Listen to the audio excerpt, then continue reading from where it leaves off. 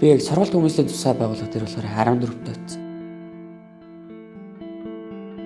Би анх яг бүр хамгийн анхны чинь нэг таслагдаад нэг дамжин өнгөрөх байранд байдаг байхгүй юу. Тэнд 20 минут уулзсан. 20 жуух те ер нь 15 минут уулздаг байхгүй юу.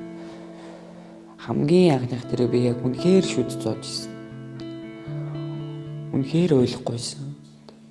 Би ойлвол ээж үнэхээр хэцүү байна. Угаасаа л ээж үүдээс хараад ойлол зогсож байгаа. Тэгэл үнсүүлж чадахгүй, тэгээ дэврүүлж чадахгүй, ядаж гарын натгаас сууж чадахгүй байгаа нь амар хэцүү байсан. Эрүүгийн хуулийн талаар ч юм уу, эрүүгийн гэмтлийн талаар ч юм уу юм байдгийг шүү гэдгийг багж гисэн мэдээлэл өгсөн бол би арай тэгэж огт алдахгүй биш. Том алдаа гаргахгүй байсан баг л гэж боддог шүү дээ. Ер нь үгүй гэж өөртөө нэг тийм итгэлтэйгэр ч юм уу ер нь үгүй гэж хэлж чаддгүй, чадахгүй гэж чаддгүй хүн л алддаг баг л гэж боддог. Сургууль хүмүүжлийн тусгай байгууллагт бол насанд хүрээгүй одоо гэмт хэрэгүүлсэн хүүхдүүд орж ирдэг. Энэ хүүхдүүдийн одоо ар гэрээ нөхцөл байдал бол мэдээж маш хүнд нөхцөлд амьдардаг хүүхдүүд байна. Ядуурлаас одоо үүдэлтэй гэмт хэрэгүүлэлтэд орж ирж байгаа хүүхдүүд байгаа. Нөгөө талд болохоор эцэг их асран хамгаалагч нарын одоо хариуцлагагүй хараа хяналтгүй байдлаас бас маш олон хүүхдүүд орж ирдэг юм.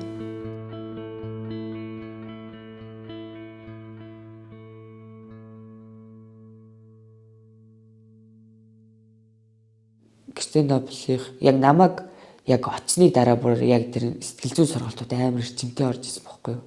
Арт терапи орж исэн, бүлгийн уулзалт, ганцаарчилсан зөвлөгөө гэдэг. Тэд нар бол амар тийм болж исэн. Байгуулгын сэтгэл зүйч. Үнэхээр яг тэр хүн намайг татаа босготорсон юм шиг санагддаг. Тэр хүн надаа хүн жанжин шугамтай байж болно. Жанжин шугам ногорч болно. Гэтэ угуурч болохгүй шүү гэж хэлдэг байсан. Тэг хүүхдүүдийн сэтгэл зүйн хувьд бол бүгд шахуу бараг ихэнх хувь нь 90-ээс дээш хувь гэж хэлж болно.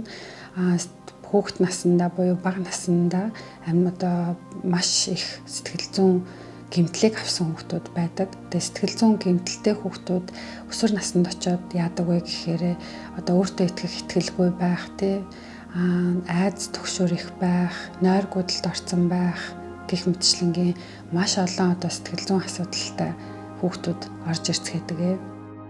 Ер нь их олон талаас хөгжүүлэх чиглэлийн сургалтуудыг авч ирсэн. Англи хэл А1, А2 одоо компьютерийн анхны шатны сургалт, талах нарийн мов, бэкри би бүр бэкрид амар туртай. Тэгээд тогооч, гагнуур ажил дээр гарчингууд гагнуурын сургалтын дээр гагнуур хийжсэн бод их хэрэг болж исэн.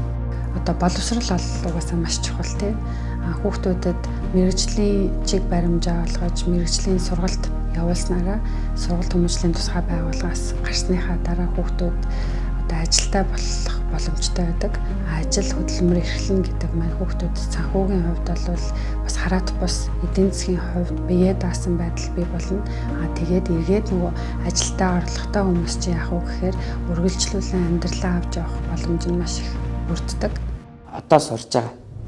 Одоо бид дэлхийд хөтөлбөрт хамрагдсан байгаа. Их сургуулийн төлбөрийг 100% авсан байгаа. Хүүхдүүд амар хөөрхөн. Тэгээ ер нь хамтраад ажиллахад ялангуяа миний сонирхол нь болохоор зүгээр хүүхдүүдтэй ажиллах биш. Би зорилттой бүлгийнхэн буюу одоо ингээд алдах байгаа ч юм уу, алдсан эсвэл тийм хэцүү байдал байдаг хүүхдүүдтэй ажиллах хүсдэг байхгүй юу?